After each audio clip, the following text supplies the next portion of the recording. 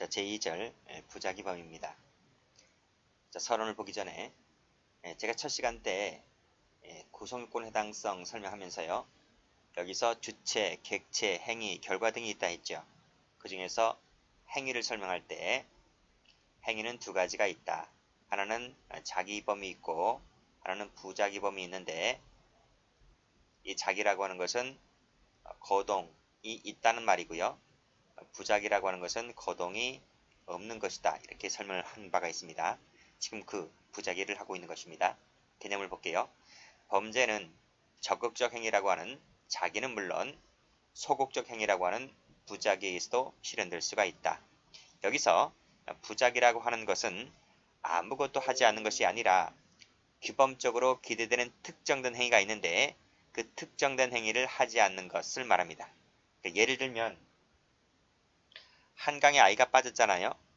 근데 아버지가 그를 보고서도 구조를 하지 않아요. 구조를 해야 되는데 그 구조하지 않고 아이는 익사하게 됩니다. 그랬을 때 그 아버지에게 뭐가 되는 겁니까? 부작위에 의한 살인죄가 되는 거죠. 자, 그래서 규범적으로 특정된 행위를 하지 않는 것, 이것을 부작위라 한다고 했습니다. 자, 여기서 자기와의 구별이 있는데 노트를 한번 펴볼게요. 노트 23페이지 펴볼게요. 자, 자기범의 예를 한번 봅니다. A라는 사람이 B를 칼로 찔러 죽였어요. 칼로 찔렀다, 거동이 있는 것이기 때문에 자기범이죠. A는 무엇을 위반했나요? 법조문에서 살인하지 말라 했잖아요. 살인하지 말라고 하는 것은 금지기범이잖아요. 그 금지기범을 A는 위반했다. 그래서 자기범이라고 하는 것은 금지기범에 대한 위반 행위를 말해요. 반면에 부작위범 한번 설명 드려볼게요. 자, B가 A 보고 너 나가 퇴거를 명령해요. 근데 A가 퇴거를 하지 않습니다. A는 무엇을 위반했나요? 법조문에서 퇴거하라고 얘기하고 있잖아요. 근데 A는 이때 퇴거하라고 하는 것은 명령규범이잖아요. 그 명령규범을 A가 위반하고 있는 거예요. 그래서 부작위범이라고 하는 것은 명령규범에 대한 위반행위, 자기범이라고 하는 것은 금지규범에 대한 위반행위, 이렇게 정의를 내리는 거예요. 됐죠? 교재 한번 봅니다.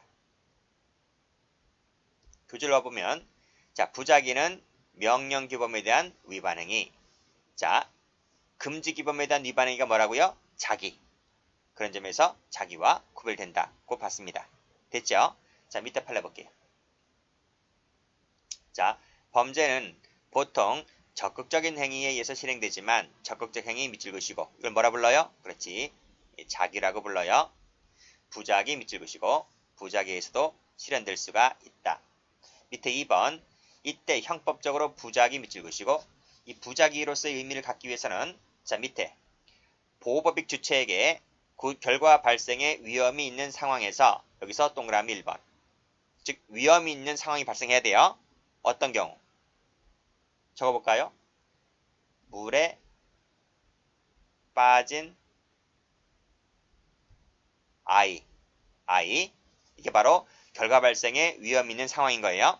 두 번째, 행위자가 그 구성요건 실현을 회피하기 위하여 요구되는 행위를 현실적으로 행할 수 있었는데 이것을 하지 아니하였다고 평가할 수 있을 때 이것이 동그라미 2번입니다. 그러니까 물에 빠진 아이를 구조하지 않은 경우를 말합니다. 됐어요? 그래서 아이가 익사했을 때 부작위로서 평가를 갖는다. 이렇게 보시면 됩니다. 이것이 세월호 사건에서 판결 요지 때 나온 것입니다. 됐죠? 자, 다시 한번 올라가 볼까요? 자, 부작위라고 하는 것은 명령규범에 대한 위반행위, 자기라고 하는 것은 금지규범에 대한 위반행위, 이렇게 정의를 내렸는데 자, 밑에 문제점을 볼게요. 자, 자기라고 하는 것은 힘을 투입한다. 즉 거동이 있는 것이고요. 부작위라고 하는 것은 힘을 투입하지 않는다. 거동이 없는 거라고 말씀드렸습니다. 여기서 하나의 행위가 자기적 요소와 부작위적 요소를 동시에 갖고 있을 때 이를 자기로 볼 것이냐 부작위로 볼 것이냐, 이것이 문제가 된다라는 거예요. 그러니까 위에서 보았듯이 금지규범에 대한 위반 행위냐 명령규범에 대한 위반 행위냐, 이것이 혼동될 수가 있는데 그 사례가 바로 이겁니다. 하나 행위가 두 가지 요소를 모두 갖고 있을 때 이를 자기로 보아야 될 것이냐 부자기로 보아야 될 것이냐 이것이 문제가 되는데 견해가 두 가지가 있습니다. 두 가지가 있는데 학설은 공부할 필요가 없고요. 판례만 공부하시면 됩니다. 2번 체크하시고. 판례 뭐라 보고 있어요? 자기우선 부자기 보충설이다. 읽어볼게요. 부자기는 거동이 없는 것이고 자기는 거동이 있다 했잖아요. 그래서 부자기는 자기에 대해서 보충관계에 있기 때문에 먼저 뭐를 검토한다? 자기범을 먼저 검토해보고 자기가 끝난다. 자기로서 충분히 해결이 된다. 그럼 거기서 끝내라는 겁니다. 부자기라고 하는 것은 자기범이 성립하지 않을 때 마지막으로 즉 보충적으로 부자기를 그때 평가한다. 이런 말이에요. 이것이 우리 판례가 취하고 있는 것이다. 라는 것인데요. 여기서 노트를 펴볼게요. 자, 2번 자기 부자기 경합 나와 있죠. 자, 대표적인 사례 한번 볼게요. A라는 의사가 있어요. 자, B는 환자입니다. 근데 B가 호흡장치를 지금 부착을 하고 있어요. 이 사람이. 있는데 A라는 의사가 이 B 환자의 호흡장치를 제거를 해요. 이 제거하는 것이 자기입니까? 부자기입니까? 이런 말이에요. 자기도 있고 부자기도 있죠. 제거를 했다는 것은 거동이 힘이 투입되어 있는 것이기 때문에 이것은 자기잖아요. 그런데 지금 누가 제거하고 있습니까? 의사가 제거하고 있잖아요. 의사는 치료를 중단하면 안 돼요. 의료법상.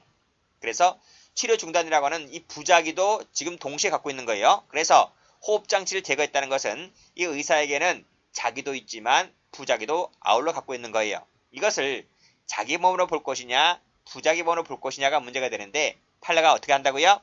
자기를 먼저 검토해보고 자기가 부정되지 않을 때 자기가 인정되지 아니할 때 마지막에 부자기를 보충적으로 검토한다는 견해입니다. 됐어요? 자, 그 대표적인 것이 보람의 병원 사건인데 자, 보람의 병원 사건 한번 볼까요? 자, 갑이라는 보호자가 있는데요. 이 부분은 사실관계를 좀 읽어야 되겠습니다. 교재 한번 가볼게요. 교재 145페이지 가보세요. 자, 보람의 병원 사건 나와있지? 별표 한번 칩니다. 크게 별표를 치시고요. 읽어볼게요. 자, 갑녀는 수술이 성공적으로 이루어져 치료를 계속할 경우에 호전 가능성이 높은 남편 A를 경제적 부담을 이유로 퇴원시켜 줄 것을 의사들에게 강력히 요청하였다. 이게 무슨 얘기냐 하면 이 보람의 병원이 동작구인가요? 관악구인가요? 관악구에 있을 거예요. 자, 봉천동 옛날에는 달동네 마을이라 했는데 이 집 한 채가 있고요. 집 바깥에 화장실이 있어요. 이 부분은 화장실입니다. 적지 마세요. 이 남편 A가 화장실에서 볼일을 보고 나오다가 추운 겨울날 볼일을 보고 나오다가 미끄러져요. 마당에 이제 세수를 하고 물을 뿌렸는데 그 마당에 있는 물이 얼어서 얼음이 빙판길이 됐습니다. 그래서 그 부분을 잘못 디디는 바람에 A가 뇌진탕을 당했어요. 그래서 인근에 있는 이 보람의 병원에 긴급히 이송되었던 거예요. 되어서 이제 잘하면 남편 A가 살아날 수 있을 것도 같아요. 근데 아직 확담을 못 져요. 뇌진탕을 당했기 때문에 식물인간 거의 가까이 됐습니다. 자, 그런데 경제적 부담을 이유로 퇴원시켜 줄 것을 강력히 요청하였는데 의사가 그래요. 퇴원시키면 죽을 것이다. 퇴원이 안 된다는 거예요. 그래서 퇴원을 만료하였는데 갑녀가 뭐라 그래요? 갑녀는 차라리 남편이 죽는 것이 낫겠다고 생각한 갑녀의 거듭되는 요청에 따라 왜요? 왜 남편이 차라리 죽는 것이 낫겠다고 했나요? 엄청나게 돈을 많이 들여서 설령 남편의 목숨을 살린다 하더라도 남편은 식물인간밖에 안 돼요. 움직일 수도 없고요. 눈만 껌뻑껌뻑 하면 다행이게 손가락을 움직일 수 있을 까딱까딱 하면 다행이게 이거 거의 거동도 못하고 돌아가는 돈은 천문학적인 돈이 들어가게 되고 자신의 집의 형편이 그다지 넉넉하지 않기 때문에 이 감녀는 차라리 남편이 죽는 것이 낫겠다라고 생각하게 되죠. 그래서 거듭거듭 강력하게 요청을 하게 됩니다. 그래서 뭐 재간이 있나요? 의사는 이 태어나게 되면 사망하게 된다는 사실을 알면서도 A를 태어나게 하였다. 이 부분이에요. 이 부분이 자기냐 부작이냐 이란 말이에요. 그래서 결국 인턴이 이 환자를 데리고 집으로 가서 호흡장치를 제거하게 되고 결국 환자는 죽고 맙니다. 이랬을 때 가불병의 죄책은 그런 말이에요. 자, 여기서 다시 노트 펴볼까요? 노트 펴보시게 되면 자 보세요. 감녀가 보호자죠. 처입니다. 의사에게 퇴원을 강력히 요청하죠.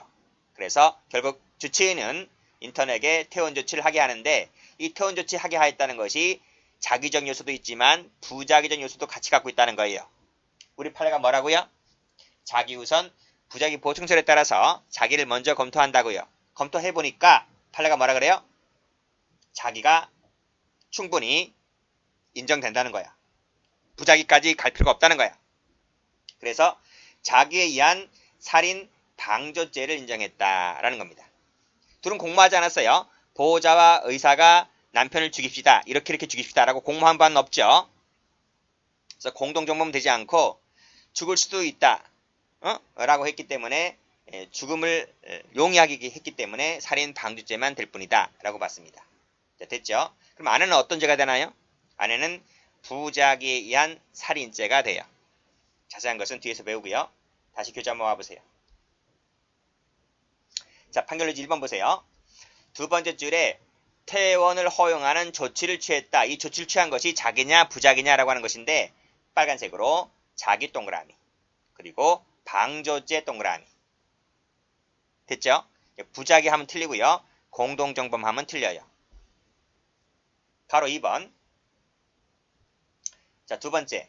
행위자가 자신의 신체적 활동이나 물리적 화학적 작용을 통하여 적극적으로 타인의 법을 악화시킴으로써 결국 그 타인의 법을 침해하기 이르렀다면 뭐로 보아야 한다? 빨간색으로 자기 동그라미로 보아야 한다. 이런 말이지. 여기서 물리적 화학적 작용을 통하여 적극적으로 타인의 법을 악화시켰다. 이게 무슨 말인가요?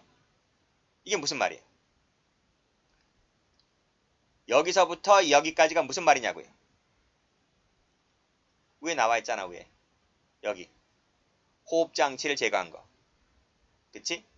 이거를 판결유지에서 호흡장치 제거인데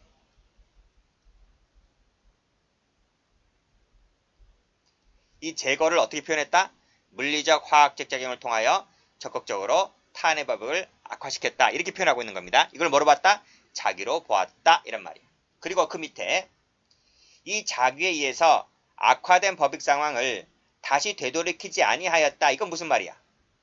다시 되돌이키지 아니하였다. 이게 무슨 말이야? 가로 열고 재부착 X 재부착을 의사가 다시 재부착을 하지 아니하였다는 것. 이 점에 주목하여 이를 부작용으로 보아야 할 것이 아니라 여전히 자기로 보아야 한다. 이런 말이. 아시겠죠? 자, 그런데 각주를 보시게 되면 이 수련이 같은 경우에는 마지막 줄 보시게 되면 뭐 살해하려는 의도까지 인식하였다고 보기 어렵고 정범의 고의, 방조범의 고의 등 증거될 수 없기 때문에 인턴, 이 수련이죠. 수련이는 무죄가 되었는데 여기서는 쟁점이 아닙니다. 여기서는 와이프, 그 다음에 의사, 특히 의사의 죄책이 중요한 거죠. 인턴은 별 시험에 나온 바가 없고 나올 가능성이 별로 좀 희박합니다. 그래서 와이프하고 특히 의사 같은 경우를 잘 받으시면 될 것 같아요. 됐죠? 다시 이제 앞으로 갑니다. 앞으로 가서 앞 페이지에 있는 판례 등을 볼 텐데 출제가 엄청나게 잘 되죠. 다시 노트 펴볼게요. 자, 노트를 보시게 되면 기타라고 되어 있을 겁니다. 자, 판례를 모아놓은 것인데요. 앞에 박스가 하나, 둘, 셋, 네 개 나와 있죠. 앞에 박스가 자기범에 해당하는 죄들이고요. 자, 뒤에 나와 있는 직무유기죄는 대표적인 이제 부작위로 행해지는 범죄입니다. 그런데 이 자기에 해당하는 죄들과 이 부자기에 해당하는 직무유기죄가 경합을 했을 때에는 이거와 이거와 경합했을 때에는 별도로 부자기가 되지 않고, 즉 부자기범에 해당하는 직무유기죄가 되지 않고 자기범에 해당하는 앞의 죄들만 된다는 것이 판례예요. 그래서 결론이 뭐다? 앞에 것만 된다고요. 자, 한번 읽어볼게요. 허위 공문서 작성죄, 동행사죄와 직무유기죄 이 두 가지가 모두 구비가 되어 있다면 앞에 것만 되고 뒤에 것 직무유기죄는 성립하지 않는다. 두 번째, 위계에 의한 공무방해죄도 되고 직무유기죄도 되는데 그 두 가지가 모두 성립하는 것이 아니라 앞에 것만 되고 뒤에 것은 별도로 검토하지 않는다. 세 번째, 범인 도피죄 마찬가지고 증거인멸죄 마찬가지고 이거와 이거가 두 가지 모두 다 있을 때 앞에 것만 기소해도 충분히 죄의 성립은 인정된다. 이런 말입니다. 아시겠습니까? 예외가 있어요. 강론 공부하신 분들은 판례 할 때 공부했을 텐데 이 허위 공문서 작성죄 같은 경우에 예외가 하나 있습니다. 그 밑에 CF 해놨지.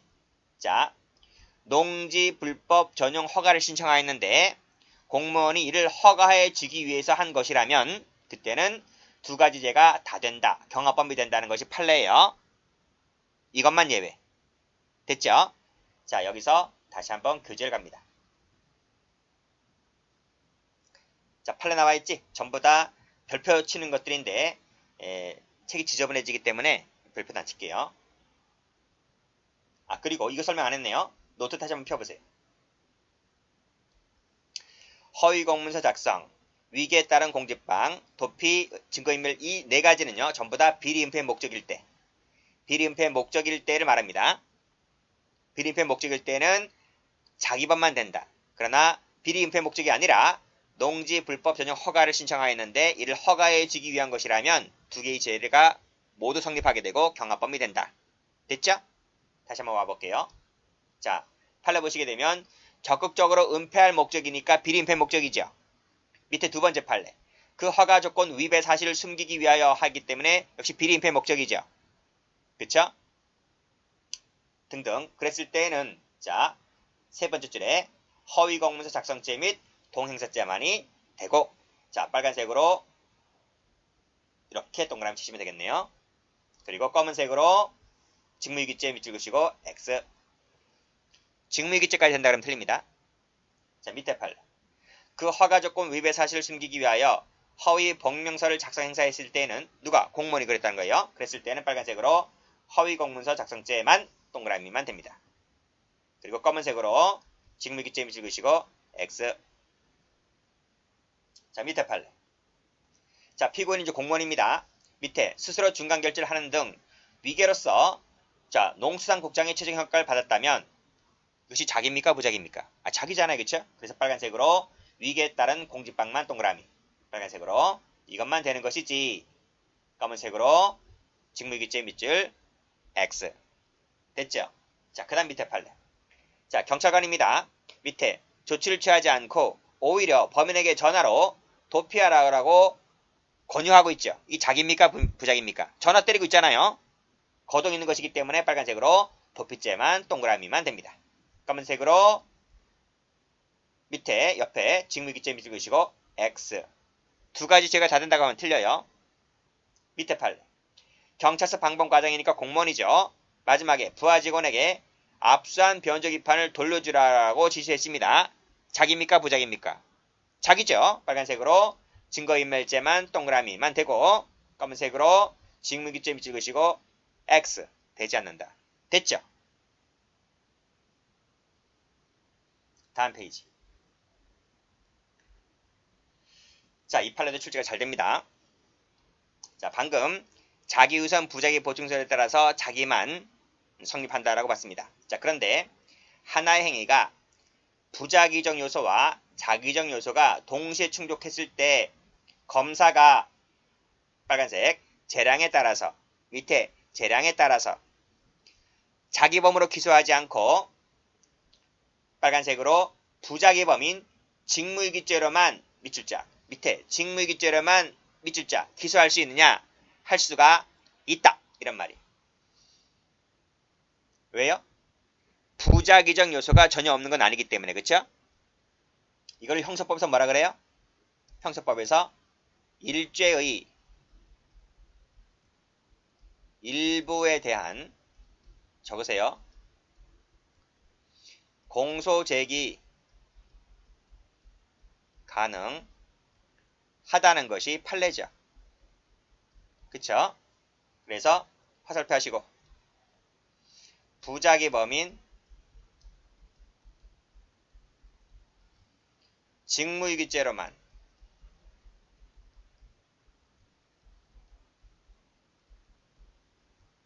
공소제기 가능 이렇게 적으시면 돼요. 됐습니다. 자, 다음 페이지 갑니다. 자, 세 번째 부작위범을 이제 볼게요.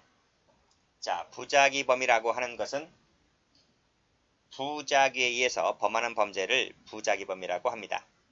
이 부작위범이 성립을 하려면 자기 의무라는 것이 있어야 하는데 자기 의무가 뭐냐 뒤에서 배우기 때문에 일단 생략할게요. 자, 이에는 일반인 모두에게 인정되는 진정 부작위범이라는 게 있고 보증인 지위가 있는 자에게만 인정되는 것이 부진정 부작위범이라고 하는 것인데 이 두 가지를 이제 배워볼게요. 자, 그러면 일반인 모두에게 인정되는 진정, 보증인 지위에 있는 자에게만 인정되는 부진정을 어떻게 구별할래? 라고 해서 명문 조항이 없어요. 명문에 실정법상 구별할 수 있는 어떤 기준이 나와 있지 않아요. 그런데 그렇기 때문에 학설이 나오는 거예요. 실질설이 있고 형식설이 있는데 실질설은 공부할 필요가 없기 때문에 제가 X 지워버렸어요. 그래서 여러분들은 이 형식설 동그라미 형식설을 숙지하셔야만 돼요. 이것이 오늘날의 통설입니다. 이건 어떤 견해인가 하면 형법이 부작위범이라는 구성요건, 즉 조문을 두고 있다면 이러한 조문을 두고 있다면 그것은 진정 부작위범이고요. 이런 조문이 없다면 그때는 부진정이다. 이렇게 해석하는 것이 형식설입니다. 형식설. 그러니까 조문이 있다 없다 이것을 형식적 기준이라고 그래요. 실질적 기준이 아니고 형식적 기준인데 이것이 오늘날의 통설이다. 그러면 이 형식설에 따라서 한번 나눠볼게요. 진정 부작위범. 자, 법조문이 있으면 진정이라 그랬습니다. 자, 법조문에 명문으로 부작위에 의해서만 실현될 수 있도록 규정한 범죄를 진정이라고 부른다. 그래서 법조문 읽어보면요. 이렇게 돼 있어요. 뭐뭐하지 아니한 자 이렇게 돼 있어요. 법조문에. 그것은 전부 다 진정 부작위범인 거예요. 다중불례산할 때 불례산 밑줄 그시고 퇴거 불응할 때 불응 밑줄 그시고 불응한 자 이렇게 돼. 퇴거에 불응한 자 그치? 해산하지 아니한 자 이렇게 돼 있잖아요. 명령 위반 불이행 이 5가지가 전부 다예요. 우리 형법에 진정이라고 규정해 놓은 것은 이 5가지가 전부 다다. 이 5가지는요. 부작위를 통해서 부작위범을 실현하고 있는 거예요. 그래서 앞에 글자 부작위, 뒤에 글자 부작위 똑같지? 글씨가 똑같지? 그래서 네가 진짜구나 진짜 진정 이렇게 불러요. 됐죠? 자, 반면에 부진정이라고 하는 것은 법조문에는 자기범이라고 규정해놨어요.